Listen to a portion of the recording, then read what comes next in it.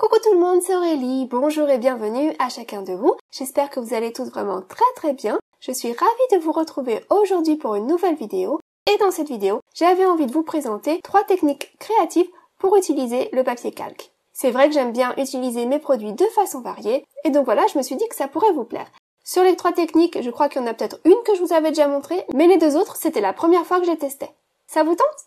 Alors asseyez-vous, détendez-vous, abonnez-vous, et c'est parti. Alors déjà, en ce qui concerne le papier calque, testez vraiment avec ce que vous avez chez vous à la maison. Moi, je vous montre celui que j'ai. J'aime bien ce bloc que j'ai depuis un petit moment, il y a vraiment de quoi faire avec. Les feuilles sont assez épaisses puisque c'est du 110 grammes. Donc voilà, juste pour information, ce avec quoi je vais travailler. Mais prenez vraiment ce que vous avez sous la main et lancez-vous. Alors la première chose que l'on va faire, c'est utiliser le papier calque pour pouvoir déposer de l'encre pour faire des empreintes. Alors pour ça, j'ai choisi cette matrice de coupe-ci. Donc elle fait partie d'un set de chez Altenew et j'ai pris la plus grande. J'ai été découper ça 2 fois dans du papier blanc, donc du papier 200 grammes, et une fois donc dans mon papier calque. Et je vais superposer les couches, en ayant les 2 couches de papier blanc sur le dessus et le papier calque sur le dessous. Alors cette technique, ce n'est pas mon idée, c'est inspiré là encore une fois d'une vidéo de Jennifer Maguire. Ça fait très longtemps que j'avais vu cette vidéo et que j'avais envie de tester. Et je ne sais pas pourquoi, je m'étais encore jamais lancée. Mais voilà, ça y est, je suis contente d'avoir enfin pu tester sa technique. Donc ça consiste à empiler les couches de papier pour créer un petit relief. Et la couche du bas, ça doit être du papier calque ou du papier vélin, du papier suffisamment lisse qui va pouvoir permettre à l'encre de se transférer. Donc sur le dessous de ma découpe, là, je suis en train de coller le papier calque. D'accord? Alors ça peut marcher avec 2 couches de papier ou 3 couches de papier. Voilà, il faut faire ces essais en fonction de ce que vous avez chez vous à la maison. J'ai testé donc avec ces 2 couches de papier et puis il y avait aussi une couche de calque. Et j'ai trouvé que c'était pas suffisamment assez épais à mon goût. Donc j'ai voulu rajouter une 3e couche de papier. Donc là, c'est du beau papier blanc. J'ai pas réfléchi. C'est vrai que pour ce genre de technique, vous pouvez tout à fait prendre des chutes de papier. Donc je viens coller une 3e couche pour ajouter un petit peu d'épaisseur. Après, si comme moi, vous collez 3 couches et puis que c'est trop épais pour vous, c'est pas grave, vous pourrez toujours redécoller une couche par la suite si nécessaire. Donc là voilà, j'ai mes 3 couches de papier et sur le dessous, une couche de papier calque. Et c'est sur ce papier calque, donc au dos de la découpe, que je vais venir déposer de la couleur. Donc j'ai pris ces encreurs de chez Altenew, donc c'est écrit Dye Ink, et je trouve que ça fonctionnait vraiment très bien, et j'ai voulu faire un dégradé de couleur.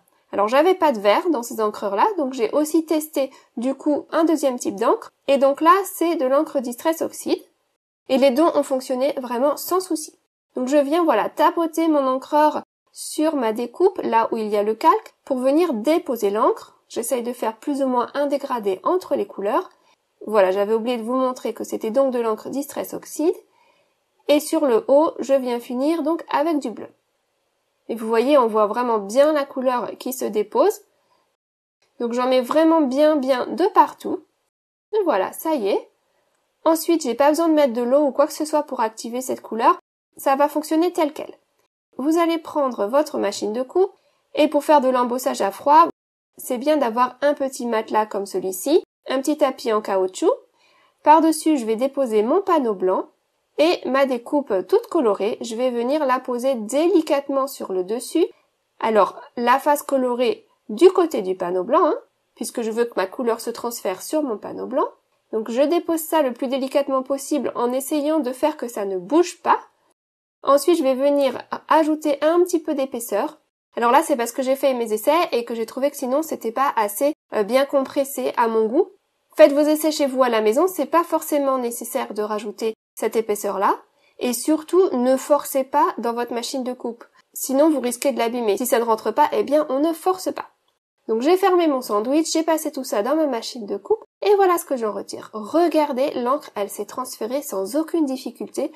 La couleur, elle est bien vibrante, elle est pleine de peps, et on a un joli dégradé qui s'est fait. Et au passage, comme on a utilisé un tapis en silicone, on a également fait de l'embossage à froid. Donc notre motif, il s'est indenté dans notre papier. Et donc là, il est en creux. D'accord? C'est pas évident de voir à la caméra. Regardez, si je retourne le papier, ça se voit mieux. Vous voyez le volume à l'arrière? Donc on a vraiment un effet de relief qui est là. Une belle empreinte, en indentation et avec de la couleur. J'aime vraiment beaucoup cette technique et je sais pas pourquoi j'ai attendu si longtemps pour la tester. Franchement, c'est top. Alors ma découpe là, qui est avec mon papier calque et qui m'a servi à faire cette empreinte, je vais la conserver bien précieusement parce que je vais pouvoir la réutiliser et faire d'autres projets avec. Donc une fois que j'ai fait tout le travail de coller les 3 couches de papier et le papier calque, eh bien je ne vais surtout pas me débarrasser de cette découpe et je vais la garder bien précieusement. Là, j'avais fait un dégradé avec une seule plante. Si vous voulez, vous pouvez faire ça monochrome, bien sûr. Et puis, vous pouvez déposer plusieurs éléments à la fois sur votre papier. Donc, si vous avez une seule matrice de coupe comme celle-ci, par exemple, qui est plus petite, et que vous voulez mettre 3 motifs, disons, eh bien, vous allez préparer 3 éléments avec du papier calque. Donc, découpés, chacun avec plusieurs couches, et vous allez les ancrer et les déposer en même temps sur votre papier et passer tout ça d'un coup dans votre machine de coupe. Parce que si vous faites ça en plusieurs étapes, à chaque fois que vous allez repasser la chose dans votre machine de coupe, eh bien ça va enlever l'indentation du motif précédent. Donc ça serait dommage. Voilà, donc si vous voulez plusieurs motifs, faites-les en même temps. Et avec une seule matrice de coupe, eh bien c'est possible de faire plusieurs fois le même motif, simplement en découpant tout ça plusieurs fois. Voilà, alors mon empreinte, je la trouve super belle. Il y a juste quelques endroits ci et là. Je sais pas pourquoi la couleur ne s'est pas déposée jusqu'au bout de la feuille. Donc j'ai triché un petit peu, j'ai été rajouter un petit peu de couleur à ces endroits-là. Et puis j'ai été finir cette carte hors écran pour gagner un peu de temps parce que la vidéo elle est déjà assez longue comme ça et vous avez autre chose à faire que de me regarder toute la journée. Et voilà, une petite carte vraiment toute simple et j'ai voulu garder le feuillage comme la star de la carte. J'ai été mettre ça sur du papier argenté avec une petite salutation et c'est un design que je pense irait très bien pour une carte masculine également, pourquoi pas. Alors voilà pour cette technique-là. Je vous avais promis 3 façons d'utiliser le papier calque aujourd'hui, alors on continue et on va faire un shaker. Un petit peu différent de ce que je fais d'habitude et il va être à moitié transparent. Alors vous allez voir. Donc j'ai une base de carte que j'ai fait dans du papier bleu et j'ai également un panneau supplémentaire, là encore bleu. J'ai choisi cette petite matrice de coupe et j'ai choisi pour cette carte de faire une ouverture ovale. Donc j'ai 2 matrices de coupe ovales dans 2 tailles différentes, l'une un petit peu plus grande que l'autre. Et voilà pourquoi j'ai choisi cette petite fleur, je trouve qu'elle remplit vraiment bien mon ovale. Ça remplit bien l'espace. Alors je vais déjà prendre ma base de cartes et le panneau que j'ai découpé en plus. Je vais les scotcher l'un avec l'autre en les positionnant vraiment bien en face l'un de l'autre et je vais venir découper les deux d'un coup avec une matrice de coupe. Donc je positionne ma matrice de coupe au milieu, là comme ceci, pour faire une ouverture. J'ouvre bien ma carte en deux avant de passer ça dans ma machine de coupe. Et voilà ce que je ressors. J'ai donc une base de carte qui est percée et puis un panneau percé exactement au bon endroit qui viendra se déposer à l'arrière comme ceci. Alors le scotch, quand je l'ai enlevé, c'est un tout petit peu déchiré mon panneau, mais c'est pas grave puisque ça sera caché, puisque ce panneau-là, du coup, il va aller à l'arrière. Au niveau du pli, là, pour que ça se replie mieux, je vais venir recouper un petit poil le panneau qui sera à l'intérieur. Du coup, ça ne devrait pas gêner la carte quand on la plie. Et puis tant qu'à faire, je me suis dit que j'allais redécouper un petit peu tous les côtés pour que ça soit symétrique. Donc hop, j'ai pris mon petit massicot et j'ai enlevé vraiment pas grand chose, 2 mm peut-être de chaque côté. Et voilà, donc ça c'est prêt, ce panneau-là il pourra venir à l'intérieur de ma carte une fois que mon shaker sera prêt. Alors maintenant pour la déco, je vais reprendre donc ma matrice de coupe ovale et je prends donc un autre ovale un tout petit peu plus grand que celui que j'ai utilisé pour ouvrir ma carte, d'accord ? Pour ouvrir la carte, j'avais utilisé le plus petit, et là, donc, je prends le même avec une taille au-dessus. Et je vais venir découper ça dans du papier blanc, et puis comme l'intérieur de l'ovale, je vais pas l'utiliser, je vais découper également la fleur au milieu à l'intérieur. Donc au début, j'avais découpé ça seulement dans du papier blanc, puis voilà, en faisant mes essais, en posant ça sur ma carte, je trouvais que c'était un petit peu pâle, que ça ressortait pas suffisamment à mon goût. Du coup, j'ai été découper la même chose une deuxième fois, cette fois-ci dans du papier miroir doré, et je vais superposer les deux, le blanc et le doré. J'aime bien la douceur du blanc, mais je voulais un petit peu de peps à l'arrière, et comme ça, en décalant un petit peu les découpes, on va voir surtout le blanc, mais on verra aussi du doré de part et d'autre à l'arrière, et ça va rajouter le petit élément qui me manquait. Alors ensuite, cette matrice de coupe qui m'a servi à ouvrir ma carte, maintenant elle va me servir de repère. Voilà pour couper un papier calque de la bonne taille, donc un papier calque qui soit plus grand que cette matrice-là. Et puis j'ai également découpé du plastique transparent, du rhodoïde, et je l'ai découpé de la même taille que mon papier calque. Donc j'ai 2 morceaux de la même taille, l'un en papier calque et l'autre en rhodoïde, d'accord? Et là, je viens tester une technique différente pour faire un shaker. Quelque chose que j'avais encore jamais fait, c'est de faire une petite pochette shaker, indépendamment de la carte. D'habitude, mon shaker, je le crée en même temps que je crée ma carte. Et là, je vais déjà venir me créer ma petite pochette. Donc pour ça, eh bien, je mets du scotch double face de tous les côtés, donc au bord de mon papier calque. Et dans les coins, je m'assure à ce que ce soit bien jointif, quitte à même chevaucher le scotch dans les coins, parce que c'est ce qui va venir contenir mes paillettes et j'ai pas envie que les paillettes s'échappent. Donc il faut que ce soit vraiment bien hermétique. Alors une fois que j'ai mis mon scotch double face des 4 côtés, j'enlève les protections sur 3 côtés seulement et je viens poser le rhodoïde par-dessus. Et voilà, j'obtiens donc une petite pochette qui peut encore s'ouvrir puisqu'il y a un des côtés qui n'est pas collé. D'accord? Et ça, je vais venir la remplir avec donc des petites paillettes, des sequins. J'ai choisi des choses très plates parce que je ne voulais vraiment pas un shaker volumineux aujourd'hui. Donc j'ai pris des petites paillettes toutes plates, donc ces petites boîtes-là que l'on trouve chez Action par exemple. Et je viens mélanger plusieurs couleurs, donc du transparent, du bleu clair, du bleu plus foncé.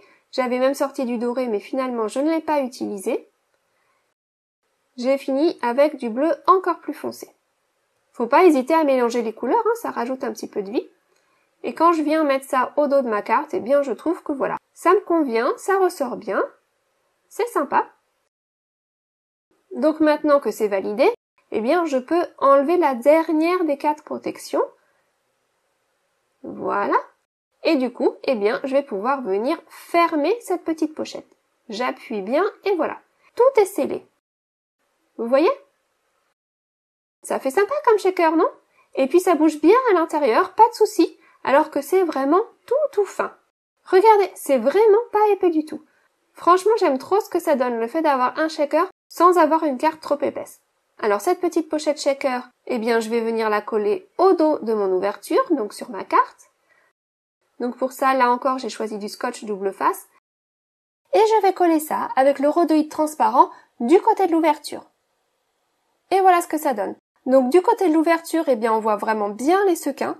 Ma carte, elle est toute fine, c'est quand même assez incroyable pour une carte shaker, je trouve. Et à l'intérieur, on a un effet un petit peu givré, un petit peu atténué, où on va pas voir clairement ce qui se passe à l'intérieur de la carte.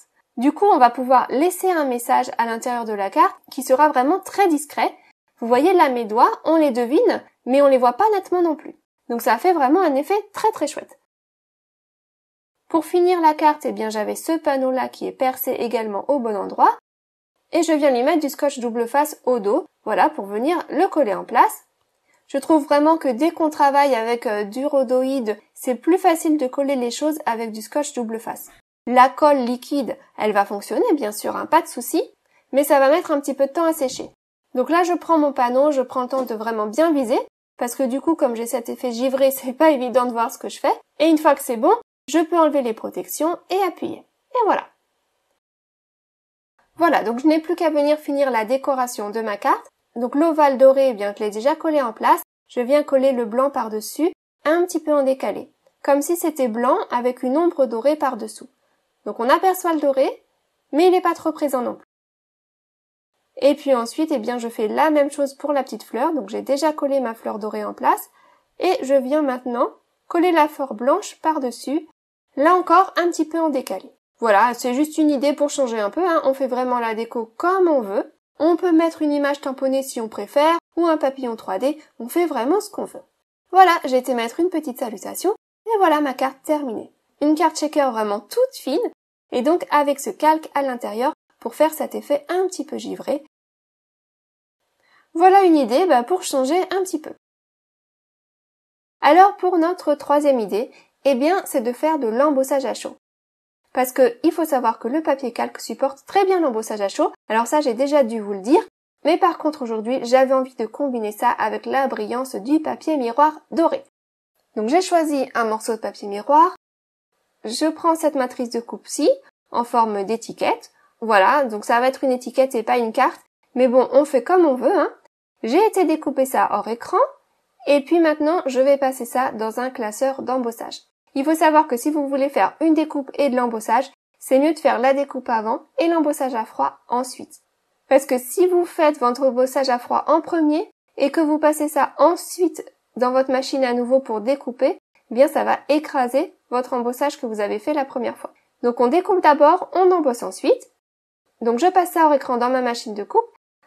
Et voilà ce que j'en ressors. Alors ça c'est vraiment un très très beau motif, surtout sur du papier miroir doré.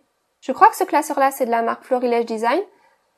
J'ai du mal à le faire fonctionner, il est vraiment très discret et du coup j'ai rajouté carrément une carte entière à l'intérieur pour avoir plus de pression et pour avoir un meilleur résultat. Parce que je trouve que sinon on voit pas suffisamment le motif. Mais là, en ajoutant cette épaisseur-là, eh bien ça m'a vraiment donné un résultat super joli. C'est vraiment ce que je recherchais. Ensuite, eh bien je vais prendre ma plateforme pour tamponner. J'ai été mettre en place donc du papier calque. Je viens utiliser mon petit coussinet antistatique par-dessus. Ensuite, eh bien, j'ai été choisir un grand tampon avec un motif floral. Celui-ci, je crois que je l'ai acheté chez Alina Cutter. Donc, c'est une boutique de chez AliExpress. Je ne pourrais pas recommander toutes les boutiques chez AliExpress. Il y a quand même beaucoup de contrefaçons. Mais celle-ci, je crois bien que c'est eux qui dessinent leur design. Donc, la marque, il me semble que c'est Alina Craft. Ensuite, je prends de l'encre Versamark, donc de l'encre pour embossage à chaud, et je viens tamponner ça. Et puis, avec de la poudre blanche, donc moi j'ai pris blanc, mais on peut vraiment prendre la couleur que l'on veut, eh bien on va pouvoir venir déposer ça sur le papier calque. Et vous voyez, ça a l'avantage d'être beaucoup moins électrostatique que le Rhodoin. Donc la poudre, elle se dépose vraiment juste là où on a tamponné. Surtout si on a utilisé le coussinet antistatique avant de tamponner. Je chauffe et voilà ce que j'obtiens. C'est joli, non? Ça fait très sympa de faire de l'embossage à chaud sur du papier calque. Le papier calque supporte bien la chaleur. Et donc, vous pouvez y aller et faire l'embossage à chaud de votre choix. Donc ensuite, eh bien, je vais tranquillement venir découper tout autour de mon motif. Découper le long d'un motif embossé à chaud comme il y a une petite épaisseur, ben c'est pas trop compliqué. Et puis avec le papier calque, franchement, si c'est pas parfait, ben ça se voit pas du tout. Donc voilà ce que j'obtiens, c'est vraiment très joli, je trouve. Et je vais pouvoir venir coller ça en place sur mon étiquette. Alors pour coller, eh bien, je vais choisir certaines zones et mettre des petits points de colle ci et là, donc là où le motif va cacher la colle.